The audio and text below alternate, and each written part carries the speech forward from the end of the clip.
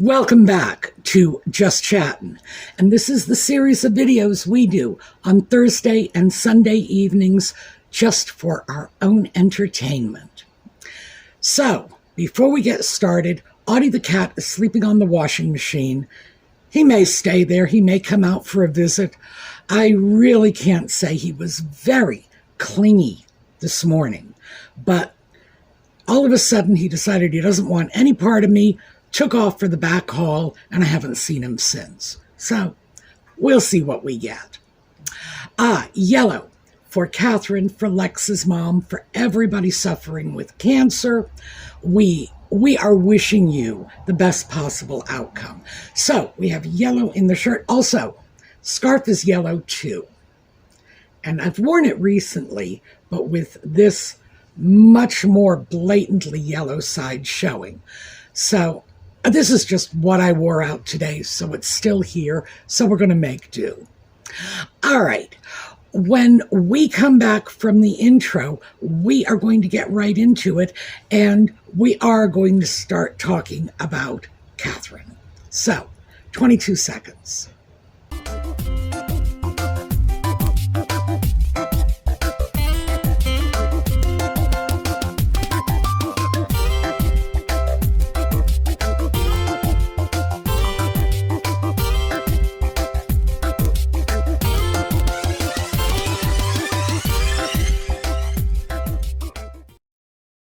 Okay, Catherine puts out a video.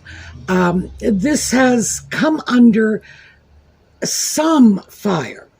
I think most people are just happy and pleased that Catherine is okay. But the video struck some people as just sort of a touch too homespun, let's say. I'm not sure what that's all about. One of the great things about the Waleses, formerly the Cambridges, and as you know, I'm never quite, my mind hasn't caught up, and I still refer to the children as the little Cambridges. One of the things I always loved about them was the casual, informal, family snapshots, out in the backyard, playing, jumping around, climbing trees, whatever. I always liked that. I think that is a legitimate early 20th century version of what Victoria and Albert used to do. And at this point, we're getting on to 150 some years ago, when they were showing themselves to the British public, not just as a royal family, but as a family. And that was just a massively clever public relations move for them, because the country embraced them as a family. It was a good move. So I think it's a good move for William and Catherine to do the same.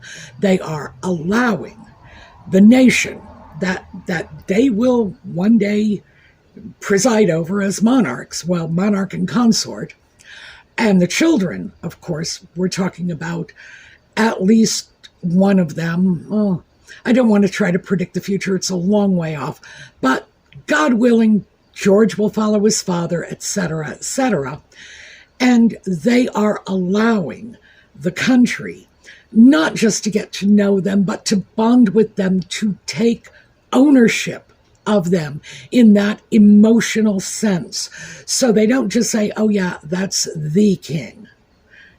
That's the Prince of Wales. That's my king, my Prince of Wales.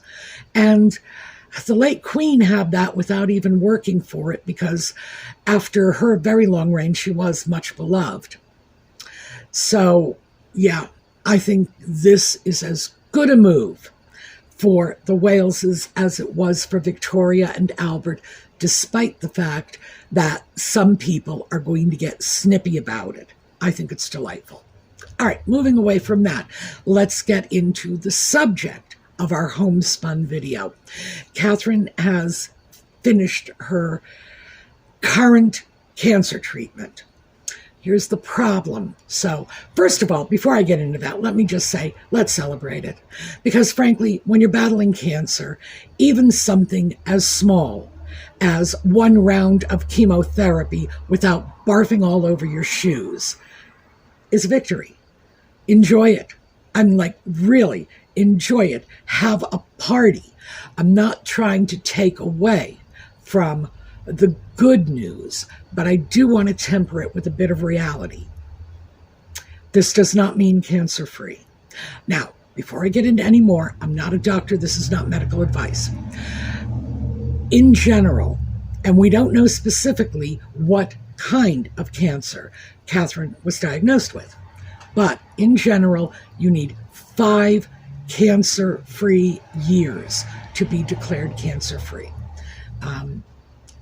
We're not there yet. Nevertheless, this is a first step. It is positive. It's worth applauding. It's worth celebrating. It's a big sigh of relief for a lot of people. However, I just want you to temper your excitement with a little dose of reality. She may be out of the woods, well, the dense part of the forest, but it's one battle. The war may not be over yet. Just saying, because I don't want anyone to just get their hopes up and then get torpedoed if there's any other bad news down the road. So just remember, with cancer, little victories, grab them, enjoy them. But 5 years is what we need before we can say she's cancer-free. And we're getting close to the end of the first year, which is good. 20% of the way there, but still 80% to go. So if she goes back to limited duties at this point and maybe takes time off in the future, just don't be surprised and don't let that completely knock the wind out of your sails. That's all I'm saying. So this was terrific.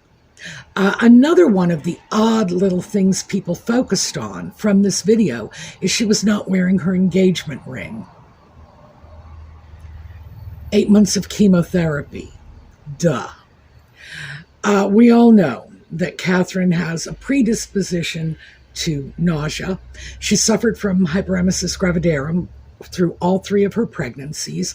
For those of you who don't know what that is, again, I'm not a doctor. This is not medical advice.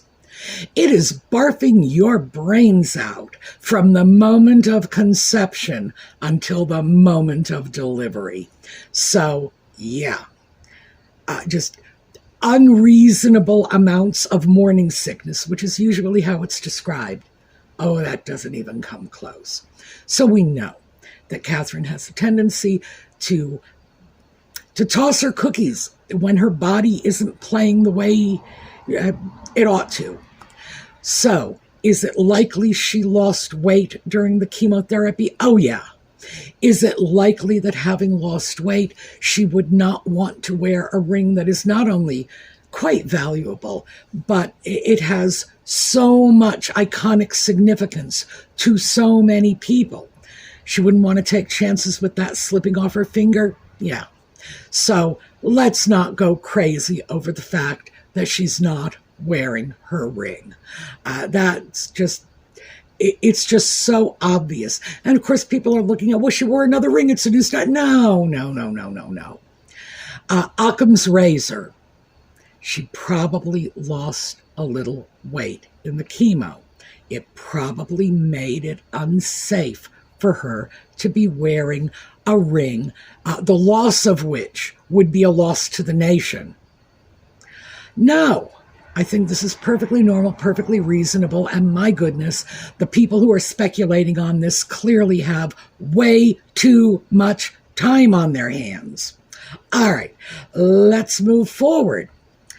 Catherine puts out a lovely video, but back in Montecito, naturally, they have to one-up this, and they absolutely had to start throwing their own nonsense out there, starting with the trailer or teaser or whatever it is they're calling it these days for the Sock Puppets Polo Series. Oh, I have a feeling that's just going to knock Wednesday right off the Netflix charts, don't you think? Yeah, right. Again, we're looking at something that is probably going to be outperformed by a video of whale noises. This is just craziness. I don't even know why anybody thought this would be a worthwhile series in the first place, but the idea of dumping this trailer out, well, we knew they were going to do it. We knew they were going to do something, no matter how foolish, no matter how petty. And this was like part one. And they've come under a lot of criticism. Again, everything cited is in the video notes. There are a lot of articles there, many of which are very critical of this drop the polo teaser stunt right on top of Catherine's very good news. Like, God, can't they just be happy for her? I mean, I understand Nutmeg can't. She can't be happy for anybody but herself. She is a person who believes that she is the only player on the stage and the rest of us are inconsequential. But the sock puppet, that's his sister-in-law. They were once close. Couldn't he just be happy for her for a few days? And this came out within a few hours. So I guess the answer to that question is no. Okay, that's not the only thing they did. In order to seize even more headlines, they go off to the opening of a bookstore in Santa Barbara, somewhere in the Montecito vicinity, off in California. And since they were at an opening, and they would go to the opening of an envelope, I mean, these two are so publicity crazy, Nutmeg naturally has to give a speech because, hey, there's a microphone, so she's going to grab it. And naturally, the speech has to be about herself because, yeah, there's a microphone. She's going to grab it. What's she going to talk about? Her favorite subject, herself. So, interestingly enough, in the middle of all of this, Oprah Winfrey walks in belatedly, interrupts Nutmeg's speech just by her very presence. And I was thinking back to Nutmeg and the sock puppet walking out of the Tillman Awards as they did before the ceremony was even finished. And it's nice that Nutmeg gets a little taste of her own medicine. But it doesn't stop there. We have to hear about Nutmeg showing up at this opening of a bookstore. That's what this is. A bookstore opening in the middle of the afternoon in California, which is not a very formal place. It's just not formal. In the U.S., the East Coast is considered the formal, straight-laced place, Boston especially. But California has always been more laid back. And that's not just a reputation, that is the reality. California is more laid back. The people tend to be more laid back. The social expectations are a little looser. But Nutmeg shows up in a $30,000 diamond necklace. Yeah. Wow. So what is that? Did I take a look at that? No, I didn't do a conversion of that. So I would say $30,000, we're probably looking at about 25,000 pounds, somewhere in that range. Yeah, for the opening of a bookstore. This was definitely some sort of publicity grab every step of the way, because you don't show up decked out in a necklace that costs more than most people's cars, unless you want the press to report on it. And, how would they know how much it cost unless she made sure they knew how much it cost? And, of course, it's going to get photographed and so on and so forth. So yes, this was a massive publicity grab. Later, when it comes to foolish spending of money, I got to throw this out. Later, she was photographed with a $310 keyring, and I did look that up. That is 236 pounds for keyring. However, this is no ordinary keyring. Nutmeg's personal life motto is printed on it. Take what you need.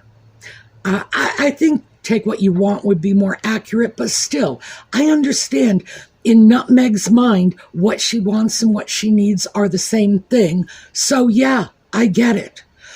Nothing like throwing your avarice out in front of the world, and not to mention your lack of scruples in getting what you need.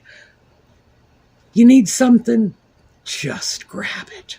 But again, that's her personal motto. The thing that amazes me is that she is so dense.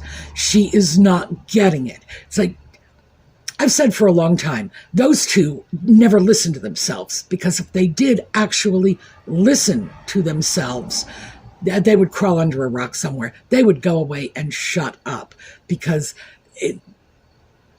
it's nothing but either sheer nonsense or more garble about how wonderful they are.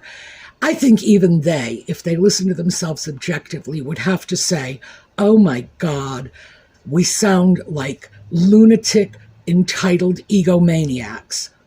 Well, she's wearing it on her keyring now. Holy Toledo. But yeah, it just proves that it's not just being tone deaf. It is being completely out of touch with everything. Not even having a sense of what real people consider repellent values. Take what you need. Good Lord. Now, I'm sure Nutmeg does, in fact, take what she needs, take what she wants. I've got no problem with that. So at least it's honest.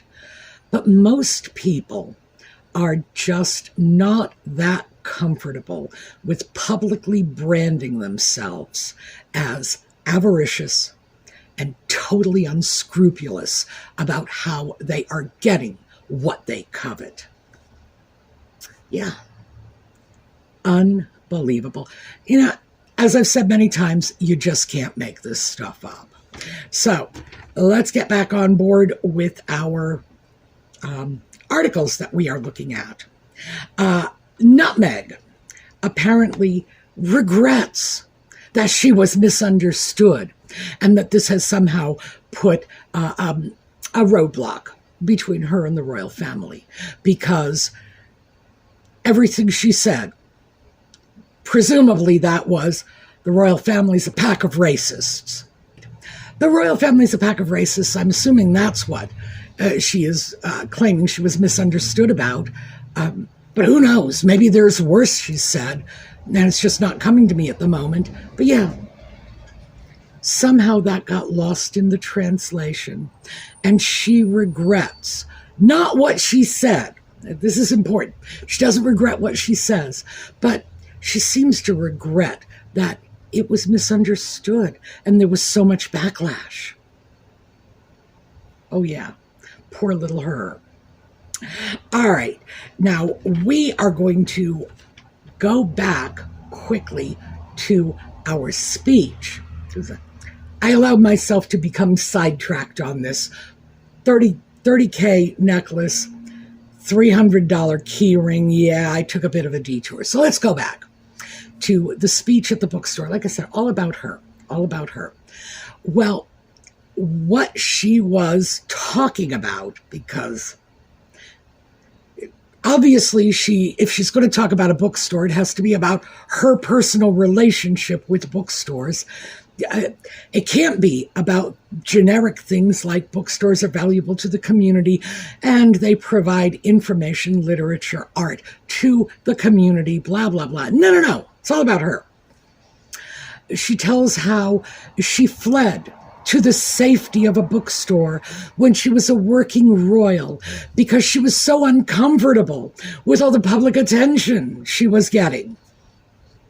Now, this is a woman who had a fleet of paparazzi on speed dial. She was begging newspapers and photo agencies to pap her and publish her. She was so publicity hungry, it wasn't even funny, right up until she became a working royal. And I put that in scare quotes because did she really do all that much work? I don't think so. But yeah, she was uncomfortable with all of this, and she fled to the safety of a bookstore. So I love this because on one hand, we've got the humble bragging of, oh, people were just after me all the time because I'm so wonderful. And combine that with the victimization of, oh, and I had to flee for my safety into a bookstore. So we got humble bragging and playing the victim. And this was probably the perfect Nutmeg speech, ever, well, except she didn't mention dish soap. If she had mentioned dish soap, this would be the perfect Nutmeg speech.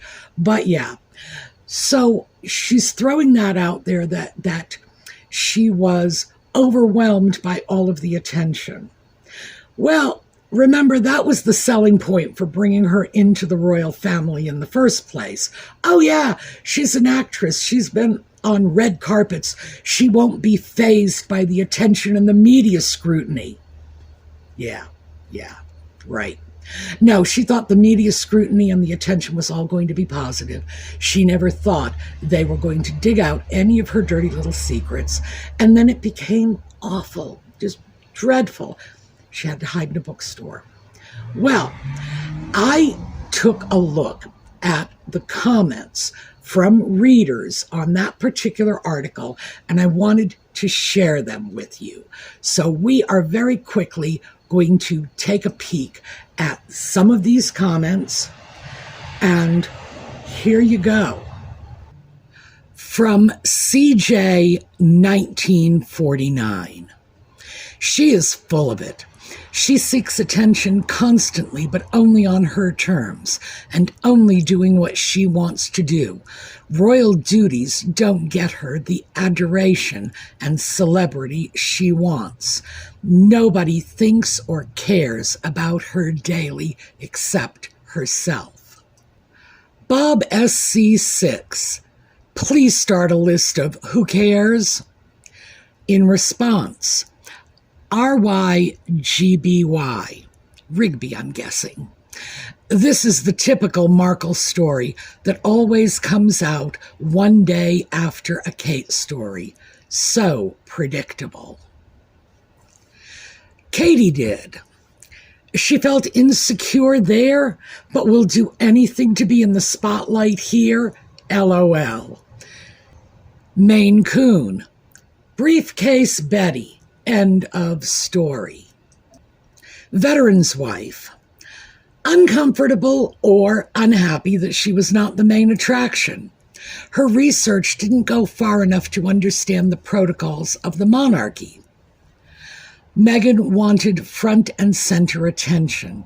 She wanted to live in Windsor with the Queen, and she wanted access to all the royal jewels and so forth.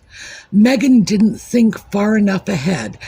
As a non-working royal, Harry lost his annual salary and the security. Be interesting if Parliament takes the title of Duke and Duchess away, as they have the power to do. It's my opinion, 507. Senior working royal? Something this gold digger never will be. Get over yourself. Right for right. That's WRITE, the numeral 4, and then RIGHT. Very clever. Harry Markle is surely tired of her by now. But without a country or family, where can he go? What a mess she made of his life. Red Foreman. It's the worldwide privacy tour. Baka Kid. She will say anything or do anything to keep her in the limelight. So tired of their whining, they make their money from lawsuits. If she's so afraid of not being safe, why are you going to other countries on tours? I went through about a half a dozen or so of the comments that were left. There were plenty more. I just didn't have time. I did not cherry pick the comments. These are simply the way they came up. And these are just the first 6 or 8 comments that came up at the bottom of the article. Yeah, it's not just us. People right across the board are looking at this situation saying, good Lord, will she never quit? All right, finally, I have one more article in here, and that's in the video notes, and it's simply dealing with how very difficult Nutmeg and the sock puppet have been to work for. And by extrapolation, and there was some extrapolation in this article, don't get me wrong, we don't need to do it. The writer did some extrapolation too. You can sort of see why Nutmeg's cooking show, remember that was going to be about cooking and friends and family, because she's so down to earth in her ball gowns and $30,000 diamond necklaces. Yeah, right. How difficult she is to work for, why we're not seeing that series. They don't even have an airtime for it. So, in addition to the fact that Nutmeg's American Riviera Orchard project has been kicked back a bit, simply because she wouldn't hire a patent attorney. And now we have the cooking show, which I don't even think has a title yet, and there's no airtime. Right now they're saying sometime in 2025, so we know it's at least 4 or 5 months in the future. Is this going to happen? I have a feeling it's probably going to go the way of Pearl. If Netflix is smart, and Lord knows they've made some good decisions, they will cut their losses, not bother to give it airtime, and use that valuable airtime for anything else. I mean, who cares what it is? It's going to have to be more interesting than watching Nutmeg wander around the corridors of what is apparently not even her house in this massive black ball gown looking like the evil queen from Cinderella. And I wonder if she's going to wear that $30,000 diamond necklace while she's making pancakes. We'll have to see. All right, that's what I have for you today. My head is still reeling from all of this.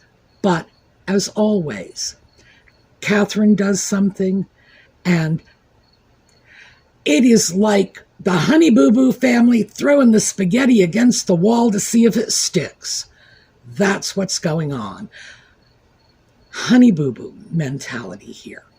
So we're going to take a look at a slideshow on the way out. I want to do the Cambridge kids because I was talking about them earlier, and those kids are just, oh, goodness. If I could find a big enough suitcase, I swear I would go to England, I would pack them all up and just bring them home with me. I shouldn't say that. They're probably never going to let me into the country now. We're going to do a slideshow because I was speaking about the Cambridge kids earlier. That's what we're going to go with. I will see you all next time. Meanwhile, have a terrific day.